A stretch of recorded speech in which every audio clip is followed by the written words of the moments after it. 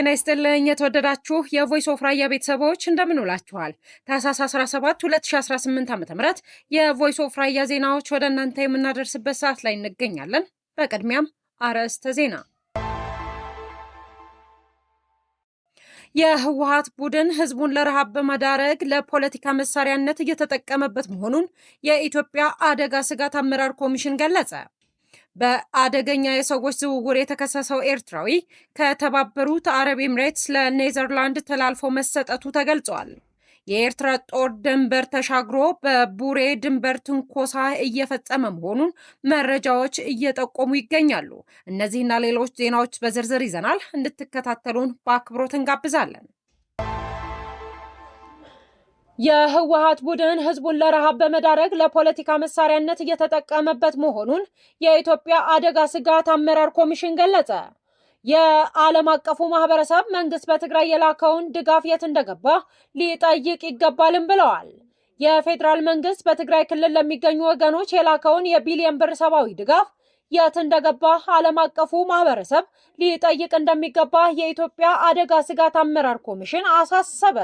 የኮሚሽኑ ኮሚሽነር ዶክተር ሽፈራው ተክለማርያም እንደገለጹት የህወሓት ቡድን ብሎ የጠራው በትግራይ ክልል የሚቀርበውን ሰብአዊ ድጋፍ ለተፈለገው ዓላማ እንዳይውል በማድረግ ህዝቡን ለረሃብ የሚዳርግና ጉዳዩን ለፖለቲካ መሳሪያነት የመጠቀም ተግባሩን ዳግም እያሳየ ይገኛል ብለዋል።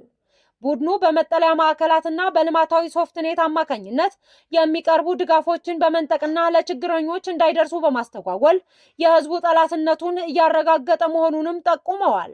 የፌዴራል መንግስት ካለፈው ጥር 2017 እስከ ታህሳስ 2018 ዓ.ም ድረስ 32 ቢሊዮን ብር የሚገመት 2 ሚሊዮን ኩንታል ሰብአዊ ድጋፍ በትግራይ ክልል ያሰራጨ ቢሆንም ቡድኑ ድጋፉን ለድራማዊ ፕሮፓጋንዳና ለፖለቲካ ትርፍ እያዋለ መሆኑን አብራርተዋል። ቡድኑ ሰብአዊ ድጋፍ ከሚሰጣቸው ዜጎች ላይ መዋጮ እስከ መሰብሰብም መድረሱን ኮሚሽነሩ ገልጸዋል።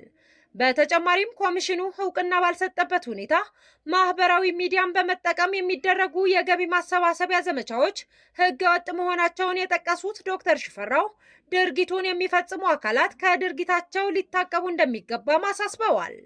መንግስት ዜጎች በሰብአዊ ቀውስ እንዳይጎዱ ያለውን ጠንካራ አቋም በተግባር ማረጋገጡን እንደሚቀጥልም ኮሚሽነሩ አስታውቀዋል። ትነግ የሚታወቅበት ቋሚ ባህሪ ተብሎ የሚወሰደው ሌላኛውን ስኬት ኦር ሌላኛውን ዓላማ ለማሳካት በሚፈልግበት ጊዜ የዓለም ማህበረሰብን ትኩረት ይስባል። ምናልባትም ትግራይ ውስጥ ያሉ ዜጎቻችንም ጭምር ጆሮ ይስባል የሚሉ አጀንዳዎችን ማስተጋባት የተለመደ ነው።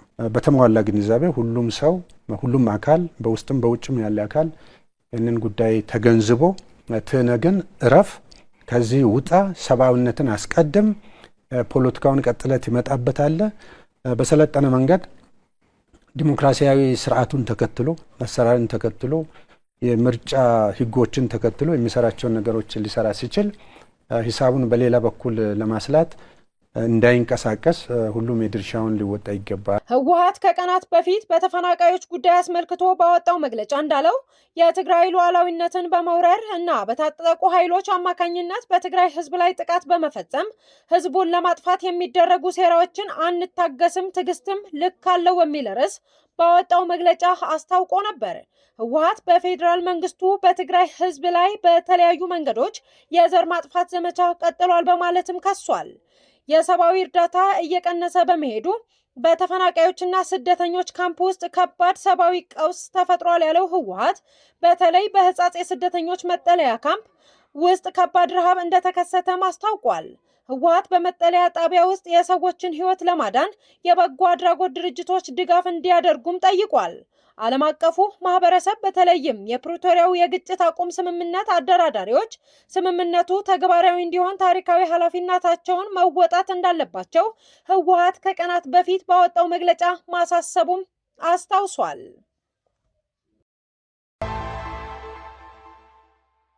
ሰዎችን በህገወጥ መንገድ በማዘዋወር የተከሰሰው ኤርትራዊ ከተባበሩት አረብ ኤምሬትስ ለኔዘርላንድ ተላልፎ ተሰጠ።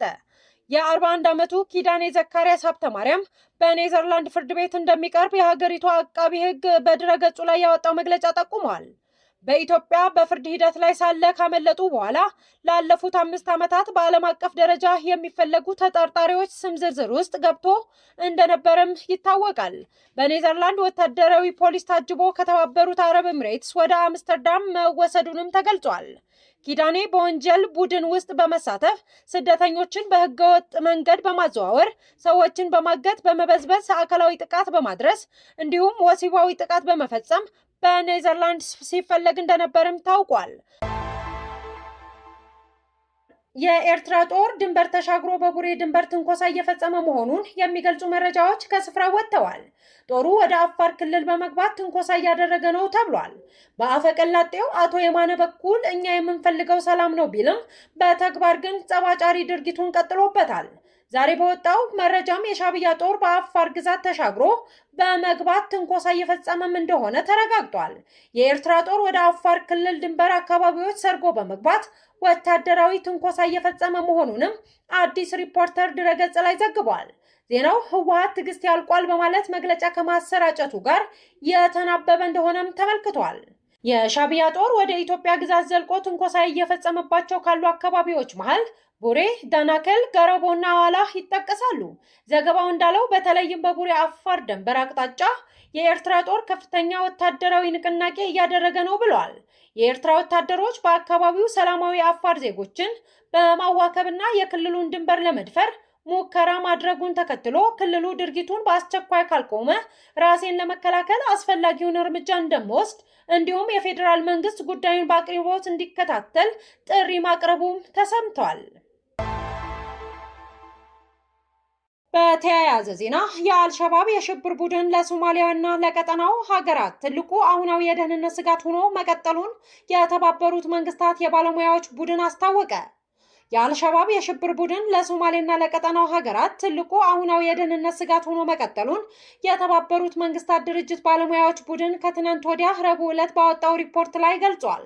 በዚህም አልሸባብ በቀጠናው ደህንነት ላይ በተለይም ደግሞ በኬንያ ደህንነት ላይ ትልቅ አሁናዊ ስጋት የደገነ መሆኑን ሪፖርቱ አመልክቷል።